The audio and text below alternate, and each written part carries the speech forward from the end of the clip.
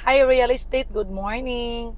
Site updates for the subdivision here in Cabadburan, Agusan del Norte, guys. So akong i-video ang subdivision site going pagawas. So mo ni ang iyang agyanan, mo ni ang pinaka-entrance nila sa Riverview. So mo na siya. Bisidio Riverview Subdivision.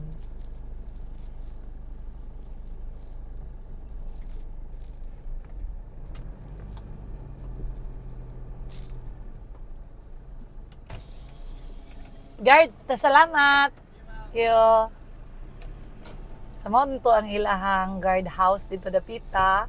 So mugawas na ta para ma-picture out ninyo kung unsa jud kalayo ang area going to the main road.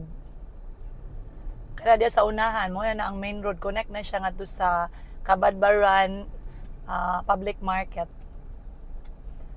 So puhon guys, kani nga kalsada simintohon po ni siya karon kay daghan pa may moagi-agi nga truck, so yung ani siya, pero later on masiminto na po ni siya.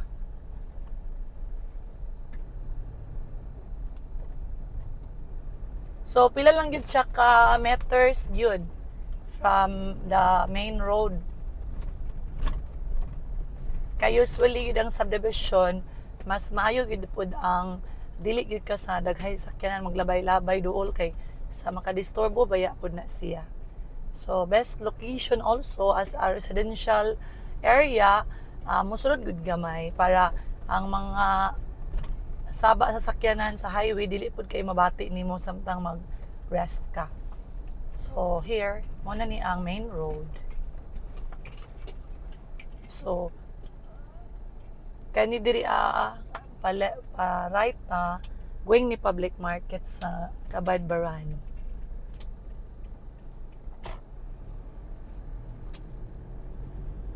So dool ra kaayo mo na ni padungan ni sa Gaysano nga road. Mo left ta sa unahan, Gaysano na dayon na diha. So dool ra kaayo gyud. Puhon pag ma-operate na gyud ang Gaysano, then mag-move in na sa dito sa Riverview, mabibo na sa ni siya diriya. So nakita ninyo na yung crossing. Mo ni ang pa-left ani guys, mo ni ang pagwing sa Gaysano na gyud na diha. Paggawas na siya sa National Highway na gyud. So mo na diha. So diha ra dili na ko mosulod dito kay diri ko paingon. Kay napo ko another property to check diri. So thank you for watching guys. If you have inquiries about Riverview, i-message lang ko ninyo. Salamat. God bless.